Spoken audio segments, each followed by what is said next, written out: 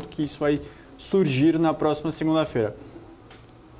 Gustavo, aí talvez a interpretação seja que o governo está errando na comunicação, de ser mais efetivo, de ser mais claro nesse compromisso com o fiscal, ou talvez seja uma comunicação pensada justamente para trazer esse estresse do mercado ou trazer alguma percepção de que o governo não tem, né, esse compromisso com o mercado, mas sim com a população, como o presidente gosta sempre de falar, e acaba estressando o mercado porque não dá o guidance, não dá efetivamente o que vai fazer. É mais pensado ou mais um erro de comunicação na sua avaliação?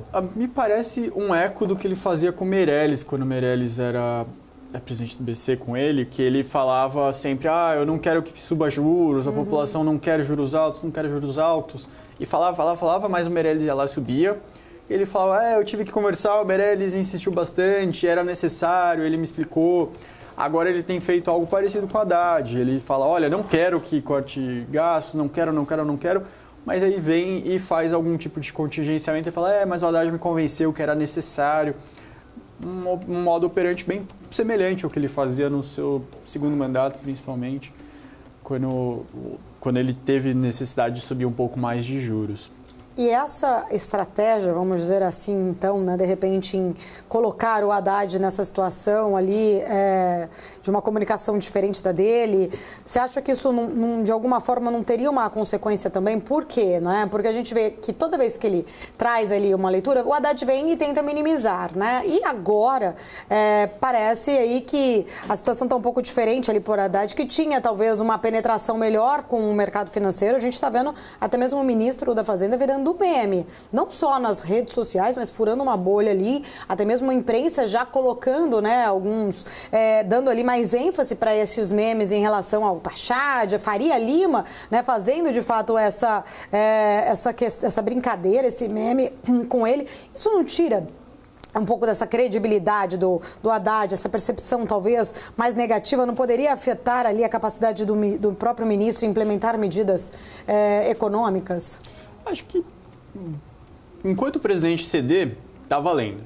Ele usa o seu ministro da Fazenda um pouco como janela para as críticas ficarem mais direcionadas e não atreladas à imagem do presidente. Ele não quer justamente que colhe nele a figura de alguém que está reduzindo gastos, reduzindo investimentos possíveis.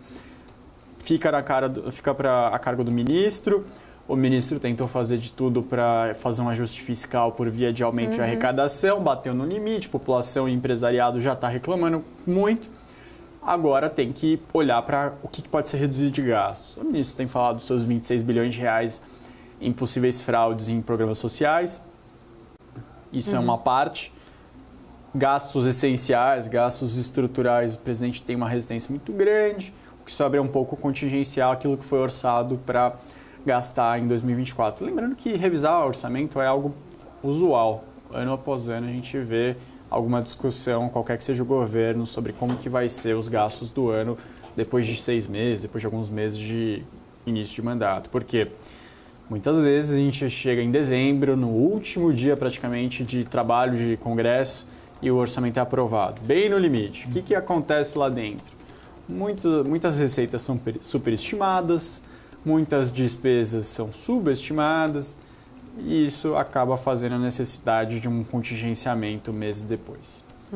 Ô Gustavo, você pontuou e ressaltou a importância do dia 22, né? Até o ministro Edson Fachin jogando mais para frente a questão da desoneração, não foi aprovado, como você falou, a lei orçamentária, existe essa capacidade, essa necessidade de esperar o dia 22 para efetivamente saber qual vai ser a condução da política.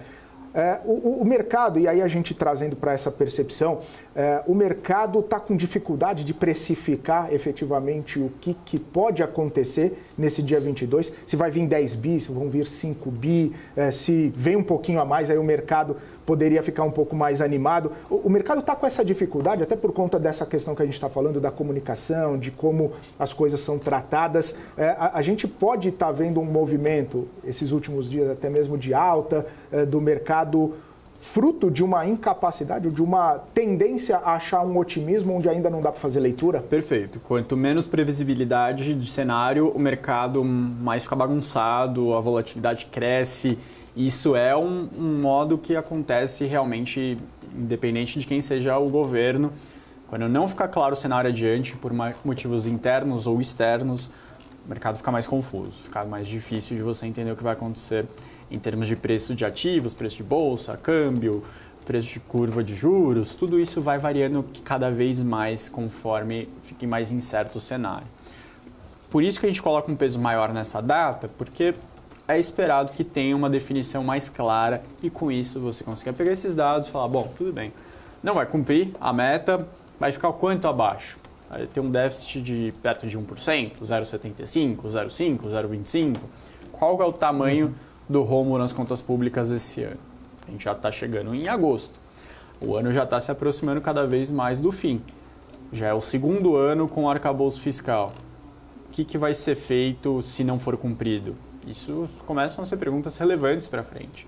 É claro que a gente viu ao longo do mês de julho, estamos vendo que a parte externa ela é decisiva para os seus investimentos no segundo semestre. Se eu pudesse falar o que é mais importante para definir como vão desempenhar seus investimentos, é a taxa de juros americana. Vai ser um corte de juros em dezembro, 2 com mais um em setembro, 3 com um em novembro também.